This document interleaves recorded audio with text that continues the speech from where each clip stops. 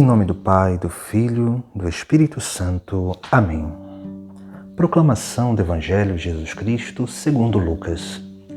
Naquele tempo, Jesus estava expulsando um demônio que era mudo. Quando o demônio saiu, o mudo começou a falar, e as multidões ficaram admiradas. Mas alguns disseram: é por meio de Beelzebu, o príncipe dos demônios, que ele expulsa os demônios. Outros, para tentar Jesus, pediam-lhe um sinal do céu. Mas conhecendo seus pensamentos, Jesus disse-lhes: todo reino dividido contra si mesmo será destruído, e cairá uma casa por cima da outra. Ora, se até Satanás está dividido contra si mesmo, como poderá sobreviver o seu reino? Vós dizeis que é por Beelzebu que eu expulso os demônios. Se é por meio de Beelzebu que eu expulso os demônios, vossos filhos os expulsam por meio de quem? Por isso, eles mesmos serão vossos juízes. Mas se é pelo dedo de Deus que eu expulso os demônios, então chegou para vós o reino de Deus. Quando um homem forte e bem armado guarda a própria casa, seus bens estão seguros. Mas quando chega um homem mais forte do que ele, vence-o, arranca-lhe a armadura, na qual ele confiava, e reparte o que roubou. Quem não está comigo, está contra mim, e quem não recolhe comigo, dispersa. Palavra da salvação. No Evangelho de hoje, Jesus nos traz dois ensinamentos.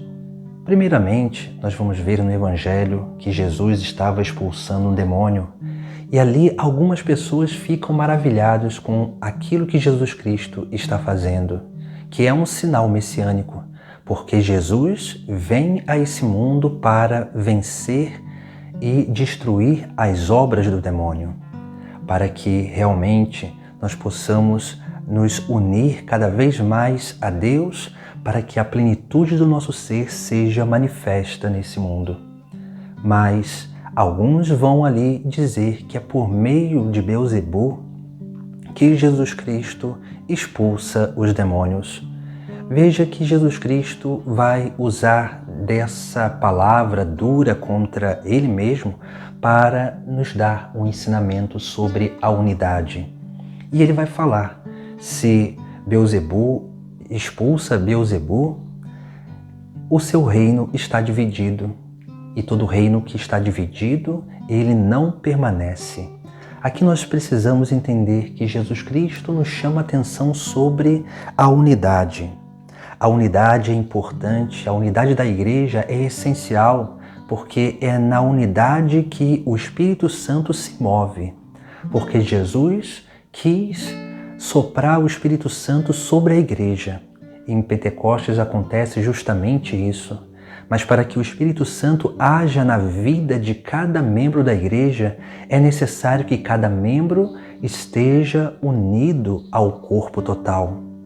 Por isso que Jesus Cristo nos chama primeiro a atenção sobre essa realidade, sobre a realidade da unidade com a igreja, da unidade com o próximo, da unidade de vida que nós precisamos ter, para que a gente não tenha uma vida dividida, porque toda divisão é uma porta para o inimigo entrar na nossa alma e ir lançando dia após dia as tentações maliciosas que vão corrompendo as nossas relações e vão gerando cada vez mais divisões. Por isso que Jesus Cristo ele vai falar sobre essa realidade da união e vai dizer: mas se eu expulso demônio pelo dedo de Deus, isso é sinal que o reino de Deus já é presente. Veja que Jesus Cristo aqui nos traz esse complemento daquilo que é o ensinamento sobre a unidade. Porque a unidade com a igreja, a unidade com o próximo, a unidade consigo mesmo essa unidade de vida nos torna cada vez mais pessoas que manifestam a presença de Deus, a presença do reino nesta terra. E é isso que nós precisamos aprender a viver, essa obra de unidade que realmente gera essa grande manifestação do reino de Deus nessa terra, porque a manifestação do reino de Deus nessa terra é a luz do mundo que dissipa as trevas do inimigo, as trevas do demônio. Na segunda parte do Evangelho, nós vamos ver como que Jesus Cristo nos traz um outro exemplo, que é um exemplo que realmente complementa o primeiro, o ensinamento de unidade. E Jesus vai dizer: quando um homem forte, bem armado, guarda a própria casa, seus bens estão seguros. Veja que Jesus Cristo aqui está falando sobre a vida espiritual. Essa vida espiritual que é essa preparação, que é essa capacidade de estar vigilante sempre. E estar vigilante sempre para que nós não sejamos cada vez mais atacados e roubados pelo demônio e pelos inimigos da salvação. Porque quando nós nos preparamos, nós somos capazes de suportar as dificuldades, nós somos capazes de lutar contra as dificuldades e superar essas dificuldades também. Por isso que quando nós estamos fracos, quando nós não nos exercitamos na vida espiritual, nós nos tornamos suscetíveis às tentações. E tornando-nos suscetíveis às tentações, começamos realmente a gerar uma fraqueza interior. E essa fraqueza interior vai gerando divisões. Divisões na nossa vida, divisões com o próximo, divisões com a igreja. E aí nós nos fechamos cada vez mais a essa obra do Espírito Santo na nossa vida. Nós não deixamos o Espírito Santo agir em nós. E isso vai nos tornando cada vez mais fracos. E o inimigo vem, entra na nossa casa e realmente vai roubar tudo aquilo que nós construímos em uma vida inteira. Por isso que Jesus Cristo nos exorta a crescer na nossa vida espiritual, a se tornar fortes espiritualmente. E para que isso aconteça, para que nós possamos sustentar a nossa unidade, nós precisamos realmente crescer na vida de oração, que é o diálogo com Deus. Precisamos, dia após dia, dedicar tempo a Deus nesse diálogo divino. Porque quando nós dialogamos com Deus, nós fechamos o diálogo para o inimigo. A segunda coisa que nós precisamos fazer é sermos capazes de nos mortificar. Porque a mortificação, ela vai gerando um domínio de si e vai nos tornando mais dóceis à obra do Espírito Santo. A mortificação, ela é uma luta contra nós mesmos, para que nós possamos fazer com que o nosso interior esteja caminhando num processo de unidade, para que no nosso coração não tenha divisões, porque aonde tem divisão, Deus não está.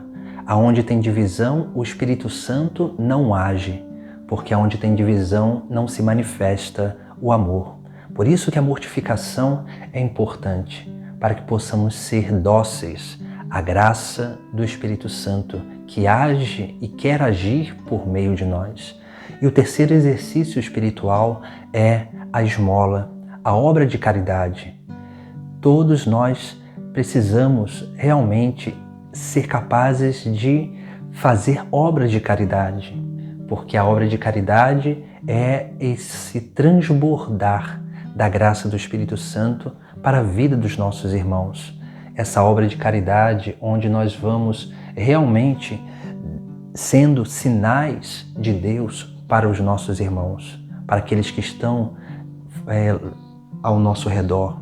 E assim nós vamos reatando essa unidade dessas relações. Por isso que Jesus Cristo, ele nos chama a atenção sobre a unidade da igreja, essa unidade que se manifesta em nós e no próximo, Mas para que possamos alcançar isso, é necessário que nós nos exercitemos espiritualmente, porque Jesus Cristo nos chama para uma grande batalha, e é a sua própria batalha de vencer o inimigo da salvação nessa terra.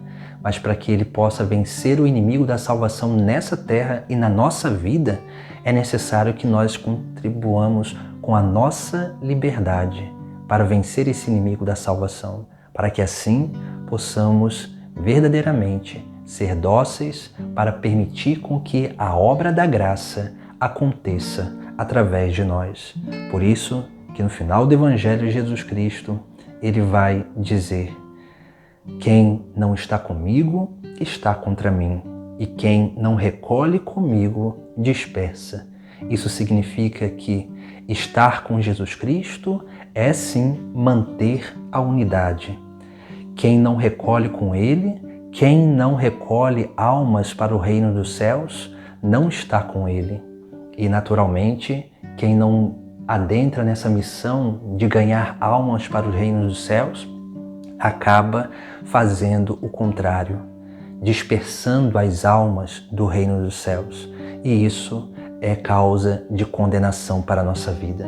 Por isso que Jesus Cristo hoje nos chama essa atenção, para que nós possamos ser instrumentos de Deus e não instrumentos do Beelzebu, do demônio, do diabo, de Satanás.